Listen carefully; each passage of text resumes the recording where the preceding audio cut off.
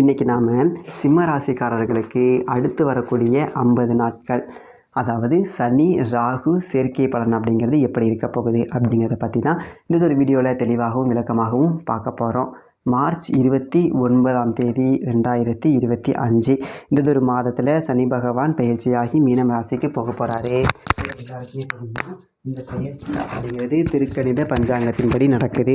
இது எதற்காக இப்போ நம்ம ராகுவையும் சேர்க்குறோம் அப்படின்னு பார்த்தீங்க அப்படின்னா, இந்த மார்ச் 29 சனி மீன ராசிக்கு போகிறாரு. மீனத்தில் ஏற்கனவே யார் இருக்கா அப்படின்னா ராகு இருக்கார், விஷப்பாம்பு ராகு அப்படிங்கிறவர் இருக்கார். இந்த 2 பேரும் பார்த்தீங்க அப்படின்னா மே மாதம் 18ஆம் தேதி வரைக்கும் சேர்ந்து ஒரே ராசியில் இருக்க போகிறாங்க. இது வந்துட்டு ஒரு பெரியதொரு ஆபத்து, அதே நேரத்தில் பேர் அதிர்ஷ்டமும் கூட. 2 கலந்து உங்களுக்கு கொடுக்கும்.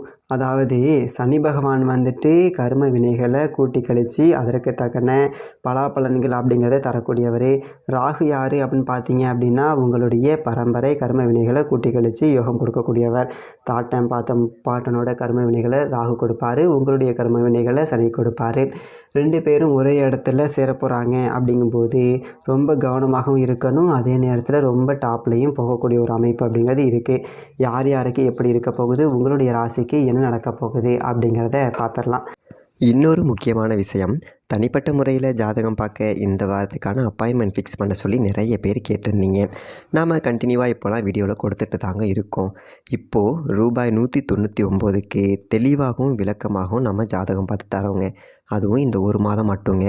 அது மட்டும் இல்லாமல் தாழ்மையான வேண்டுகோள், இந்த நம்பருக்கு ஃபோன் கால் எதுவும் பண்ண வேணாங்க. ஜஸ்ட்டு உங்கள் வாட்ஸ்அப்பில் இருந்து மெசேஜ் அனுப்புனாலே போதும். உங்களுக்கு தேவையான அனைத்து டீட்டெயிலுமே நம்ம டீமில் இருக்கிறவங்க கொடுத்துருவாங்க. அப்பாயின்மெண்ட் டேட் மற்றும் டைம் ஃபிக்ஸ் பண்ணதற்கு பிறகு அந்த நேரத்தில் நான் உங்களுக்கு ஃபோன் கால் பண்ணி ஜாதகம் பார்த்து பலன்கள் சொல்லிவிடுவேங்க. உங்களுக்கு வாய்ஸ் நோட் வேணும் அப்படின்னாலும் அதையும் நாங்கள் அனுப்பிச்சிடுவோம். ஜஸ்ட் நீங்கள் வாட்ஸ்அப்பில் மெசேஜ் மட்டும் பண்ணாலே போதுங்க, உங்களுக்கு டீட்டெயில் அப்படிங்கிறது சொல்லிவிடுவாங்க. அப்புறம் நிறைய பேர் கேட்குறாங்க எவ்வளோ நேரம் ஆகும்னு. ஃபஸ்ட்டு நாம் ஜனன காலகட்டத்தை பார்த்து பலன்கள் அப்படிங்கிறத சொல்லிவிடுவோம். இதை விட முக்கியமான விஷயம், இங்கே டைம் ஒரு விஷயமே இல்லைங்க. உங்களுடைய கேள்விகள் பதில்கள், உங்களுடைய கேள்விகளாக இருக்குங்கள்ல, சந்தேகங்கள் கேள்விகள், இது எல்லாத்தையும் சொல்கிறதுக்கே நம்ம நிறைய டைம் எடுத்துக்கும். 30 நிமிஷத்துக்கு மேலே கூட பரவாயில்ல, 1 ஹவர் ஆனாலும் பரவாயில்ல, உங்களுக்கு தெளிவாக புரிகிற வரைக்கும் நாங்கள் ஜாதகத்தை கிளியராக சொல்லிவிடுவோங்க. இதை தாண்டி நம்ம எப்படி ஜாதகம் பார்க்குறோம் அப்படின்னா, முதல்ல ஜனன காலகட்டத்தின் அடிப்படையில் பொதுவான பலன்கள் அப்படிங்கிறத சொல்லிவிடுவோம். அதற்கப்புறமா இப்போ இருக்கக்கூடிய கிரகங்கள் அடிப்படையில் இப்போதைக்கு உள்ள சூழ்நிலைகளும் தசாபுக்திகளின் அடிப்படையில் எதிர்காலத்தை வச்சு நம்ம கணித்து சொல்லிடலாங்க. இதை தாண்டி கடைசியாக உங்களுக்கு தெளிவான உங்களுக்கான பரிகாரம் அப்படிங்கிறதையும் சொல்லிடுவோம். இதில் இருந்தே உங்களுக்கு எல்லா டீட்டெயிலும் கிடச்சிரும். கடைசியில் ஜாதகம் இல்லைனாலும் ஜஸ்ட்டு பிறந்த தேதி, நேரம், பிறந்த இடம் மட்டும் சொன்னாலே போதுங்க. நாங்கள் உங்களுக்கு ஜாதகம் பார்த்து பலன்கள்ங்கிறது சொல்லிவிடுவோங்க. நீங்கள் ஜஸ்ட்டு வாட்ஸ்அப்பில் ஒரு மெசேஜ் மட்டும் பண்ணாலே போதுங்க, உங்களுக்கான எல்லா டீட்டெயிலும் சொல்லிவிடுவாங்க. சரி, ஓகே, வாங்க இன்றைக்கான வீடியோக்குள்ளே நாம் போகலாம்.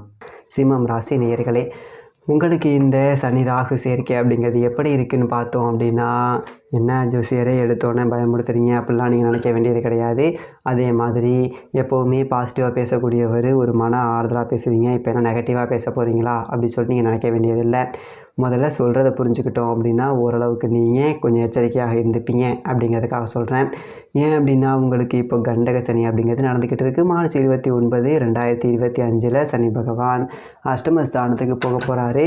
இருக்கிறதுலையே சனி மோசமான ஒரு இடம் அப்படின்னா அது 8ஆம் இடம், அஷ்டமஸ்தானம் அப்படிங்கிறது தான். அந்த வீட்டுக்கு சனி பயிற்சியாகி ராகுவோடு சேர போகிறாரு. மார்ச் 29 இருந்து மே 18 வரைக்கும் ஒரு 50 நாள் அப்படிங்கிறது. இந்த 50 நாள் அப்படிங்கிறது உங்களுக்கு ஒரு சோதனை காலம். அஷ்டம சனி அப்படிங்கிறதே சோதனை காலம்தான். அதுலேயும் ராகுவோடு சேர்ந்து அஷ்டமத்தில் ஒரு 50 நாள் இருக்க போகிறாரு அப்படிங்கிறது ரொம்ப ரொம்ப கூடுதல் விழிப்புணர்ச்சியோடையும் கவனத்தோடையும் நீங்கள் இருக்கணும். இதனால் இதை சொல்கிறேன் அப்படின்னா, மற்றவர்களை விட சிம்மம் ராசிக்காரர்கள் பெரியதொரு ரோசக்காரர்கள். ஒரு சின்னதொரு அவமானம் அப்படின்னா கூட தாங்க மாட்டோம். யாராச்சும் எதிர்த்து பேசிட்டா கூட 1 2 பார்த்துலாண்டா அவனை அப்படி சொல்லிட்டு நினைக்கக்கூடியவங்க. அதே நேரத்தில் கோவப்பட்டாலும் சரிப்போ ஏதோ ஒரு அவசரப்பட்டு பேசிட்டோம் அப்படின்னு சொல்லிட்டு இறங்கி போயிட்டு தானாக பேசக்கூடிய ஒரு நல்லதொரு மனசுக்கு சொந்தக்காரவங்க. சிம்மம் ராசிக்காரவங்க எரிஞ்சு விழுவாங்க, கத்துவாங்க அப்படிங்கிறதுலாம் எல்லாருக்கும் தெரியும். ஆனால் அவங்க கீழே இருக்கக்கூடிய ஒரு நல்லதொரு மனசு அப்படிங்கிறது பல பேருக்கு தெரியாது. அந்ததொரு மனசு காயப்படக்கூடிய ஒரு சம்பவங்கள் அப்படிங்கிறது இந்த 50 நாளைக்கு நடக்கும். அப்படிங்கிறதுனால எதுலேயும் நீங்கள் கவனமாக இருக்கணும். குறிப்பாக கூட்டுத் தொழில் அப்படிங்கிறது செய்யக்கூடாது. கூட்டுத் தொழில் செஞ்சுக்கிட்டு இருந்தீங்க அப்படின்னா கூட ஒப்பந்தங்கள் முறையாக இருக்கா இல்லையா அப்படிங்கிறத பார்த்துக்கோங்க. என்னதான் நமக்கு நெருங்கின நட்பு, என்னதான் நமக்கு நெருங்கின உறவோ அவங்களோட சேர்ந்து கூட்டுத் தொழில் செஞ்சுட்டு இருந்தாலும் கூட அதில் ஒப்பந்தங்கள் அப்படிங்கிறது முறையாக இருக்கணும். எழுதாட்டி எழுதிக்கோங்க. கரெக்டாக இத்தனை பர்சன்டேஜ் எனக்கு இத்தனை பர்சன்டேஜ் அப்படிங்கிற மாதிரி, உனக்கு எத்தனை நாள் லீவ் போட்டிருக்கியா, இத்தனை நாள் கரெக்டாக வரணும் போகணும், எல்லாத்தையும் முறையாக ஒப்பந்தத்தில் கொண்டு வந்துடுங்க. அதே மாதிரி புதுசாக கூட்டாளி யாரையும் சேர்க்க வேண்டாம். ஒரு தொழில் பண்ணுறோம், இந்த அஷ்டம சனி காலகட்டம் அப்படிங்கிறதுனால நம்ம கொஞ்சம் முதலீடு அப்படிங்கிறது பத்தாதான், கையில் வேறு காசு இல்லை அப்படின்னா அடைக்கடைக்கு வச்சு நம்ம தொழில் பண்ணுறோம் போகிறோம் வரோம் அப்படின்னாலும் கூட முதல் பத்தலை அப்படி சொல்லிட்டு யாரையும் சேர்த்துக்காதீங்க. 10 ரூபா நம்ம சம்பாதிச்சாலும் சரி, 100 ரூபாய்க்கு ஆசைப்பட்டு இன்னொருத்தனை சேர்த்து உள்ள சொத்தும் போயிடுச்சு நொல்லக்கண்ணா அப்படிங்கிற மாதிரி புலம்பிகிட்டு இருக்க முடியாது. அப்படிங்கிறதுனால கூட்டாளிகளை சேர்க்க வேண்டாம். ஏற்கனவே கூட்டாளிகள் இருக்காங்க, பிரிஞ்சு போகிற சூழல் அப்படின்னா சந்தோஷமாக வெளியேறி போய்க்கோங்க. இந்தாப்பா இவ்வளோ நாள் நல்லபடியாக இருந்தோம், இந்த உனக்குள்ளதை நீ எடுத்துக்கோ, நான் எனக்குள்ளதை நான் எடுத்துக்கிறேன் அப்படின்னு சொல்லிட்டு நல்லபடியாக பேசி விட்டுட்டு 10 பகமை பாராட்டாமல் பிரிஞ்சு போகிறது அப்படிங்கிறது நல்லது. அதே மாதிரி இந்த 50 நாளில் புது முயற்சிகள், இந்த புதிய முடிவுகள், சுபகாரிய பேச்சுவார்த்தைகள் இது எல்லாத்தையுமே தவிர்த்திடணும். குறிப்பாக பார்த்தீங்க அப்படின்னா உறவுகளுக்குள்ளே யாராச்சும் ஒருத்தர் உங்கள்கிட்ட சொல்லியிருக்கலாம், தம்பி பொண்ணுக்கு மாப்பிள்ளை பார்த்துக்கிட்டு இருக்கேன்ப்பா, ஏதாவது உனக்கு தெரிஞ்ச நல்லது ஒரு இடம் இருந்தால் சொல்லி முடிச்சு விட்லாம் அப்படி சொல்லுவாங்க. அதே மாதிரி பையனுக்கு ஏதாவது பொண்ணு இருந்தால் சொல்லுப்பா, சொந்த மத்தில் நீ பொண்ணு கட்டின வகையில் மாமனார் வீட்டு வகையில் ஏதாவது ஒரு பொண்ணுக்கு இருந்தால் சொல்லு அப்படின்லாம் வரும்.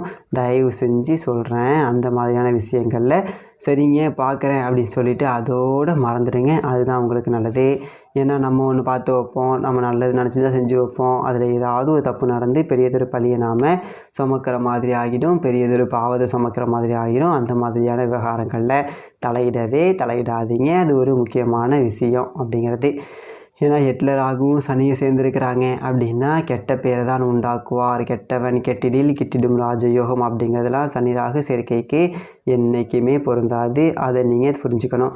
அதே மாதிரி இதில் நல்லதே நடக்காத ஜோசியரே அப்படி சொல்லிட்டு நீங்கள் கேட்கலாம். நன்மைகள் அப்படிங்கிறது நடக்கக்கூடிய ஒரு அமைப்பு இருக்குது.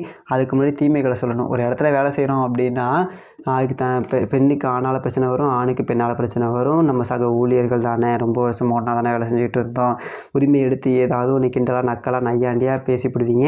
அவங்க அன்னைக்கு வேறு ஏதாவது ஒரு கடுப்பில் இருப்பாங்க. அது ஒரு பெரிய விஷயமாக்கப்பட்டு பூதாகரமாக்கப்பட்டு நமக்கு தேவையற்ற ஒரு அவப்பெயர் பள்ளி சொல்லும் வந்து சேரும். அதனால் ஆண்கள் பெண்கள்கிட்டையும் பெண்கள் ஆண்கள்கிட்டையும் அது வேலை செய்கிற இடமோ இல்லை பயணம் செய்யக்கூடிய இடமோ இல்லை உறவோ நட்போ சொந்தமோ கொஞ்சம் ஒரு எல்லை அப்படிங்கிறத வகுத்து பழகிக்கிறது அப்படிங்கிறது நல்லது. இல்லைனா தேவையற்ற பிரச்சனைகள் அப்படிங்கிறது வந்துடும். அதே போல் சில பேருக்கு வீட்டில் களவு போகக்கூடிய ஒரு வாய்ப்புங்கிறது இருக்குது. வண்டி வாகனம் காணா போகக்கூடிய ஒரு வாய்ப்பு இருக்குது. அதனால் இதில் ரொம்ப கவனமாக இருங்க.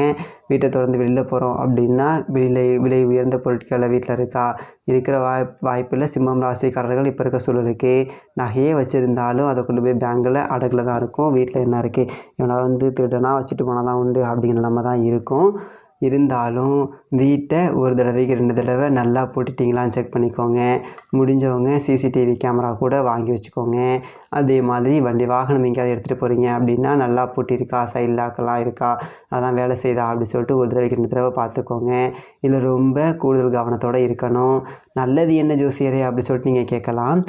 அதாவது இந்த மாதிரியான ஒரு சூழலில் காசு பணம் அப்படிங்கிறது எங்கே இருந்தாலும் வந்துடும். அதை பற்றி நீங்கள் பயப்பட வேண்டியது அப்படிங்கிறது இல்லை.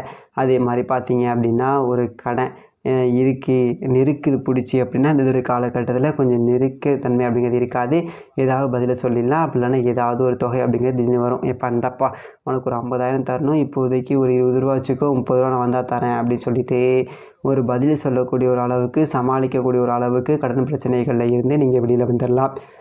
இதே காலகட்டத்தில் வீட்டில் உள்ளவங்க உங்களுடைய பேச்சை கொஞ்சம் மதித்து நடந்துக்க மாட்டாங்க. நம்ம தான் என்னமோ வெட்டியாக ஊர்த்திட்டு இருக்க மாதிரி சம்பாரித்து போடாத மாதிரிலாம் பேசுவாங்க. ஸோ இதே மாதிரி வீட்டுக்கு ஒரு பொருள் வாங்கணும் போகணும் வரணும் அப்படின்னா கூட நம்ம வாங்கிட்டு வந்து வச்சோம் அப்படின்னா இது எதுக்கு பதுக்கிட்டு வந்தீங்க, இந்த இருக்கிற கஷ்டத்தை தேவையா, அந்த மாதிரிலாம் சண்டை வரும். அதனால் வீட்டுக்கு ஒரு பொருள் வாங்கணும் போகணும் அப்படின்னா வீட்டில் உள்ளவங்கள கலந்து ஆலோசித்து அதன் பிறகு முடிவெடுங்க. அதே மாதிரி இரவு நேரத்தில் எங்கேயும் இருட்டான பகுதிகளில் பயணம் செய்ய வேண்டாம். விஷப்பூச்சிகளால் தீண்டப்படக்கூடிய ஒரு ஆபத்து அப்படிங்கிறது இருக்குது. குறிப்பாக விவசாய பணிகள் செய்கிறவங்க, அப்போ அதே மாதிரி புதர் மாதிரியான இடங்களை சுத்தம் செய்யும் போதோ இல்லை வயல்களில் இரவு நேரத்தை தண்ணீர் பாய்ச்சும் போதோ கூடுதல் கவனத்தோடு இருக்கணும். பெரியதொரு உசுருக்கு ஆபத்து அப்படிங்கிற அளவுக்குலாம் இல்லை. தேவையில்லாத பிரச்சனையை நாமளாக வர வச்சுக்கக்கூடாது. அதே மாதிரி தர்க்கம் பண்ணாதீங்க. குறிப்பாக அரசியல் ரீதியாக பேச்சுவார்த்தையில் கலந்துக்காதீங்க. ஏதோ டீ கடைக்கு போகிறேன், காப்பி கடைக்கு போகிறோம், அங்கே ஆள் பெரிய ஆளா இல்லை என் ஆள் பெரிய ஆளா அப்படிங்கிற மாதிரி ஓடிட்டு இருக்கும். போனோமா டீயை குடிச்சோமா வந்தமான்னு இருக்கணும். நம்மளை யாராவது கூப்பிட்டு கேட்டால் கூட எப்பா இருப்பா எனக்கு வேலை இருக்குப்பா நீ பேசிகிட்டு இருங்கப்பா அப்படி சொல்லிட்டு கலந்து வந்துடுது அப்படிங்கிறது தான் இந்த ஒரு காலகட்டத்தில் நல்லது. அதே மாதிரி அரசியல் கட்சியில் இருக்கிறவங்க எதாக இருந்தாலும் கொஞ்சம் பின்னாடி நிற்கோங்க.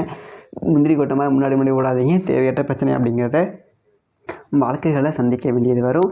ஸோ சமூக வலைத்தளங்களில் எழுதுகிற மாதிரி இருந்தாலும் கூட ஆதாரமற்ற கருத்துக்கள் அடுத்தவங்க போடுறத கண்ணா புண்ணான்னு சொல்லிட்டு ஷேர் பண்ணி விட்ற இதெல்லாம் செய்யாதீங்க.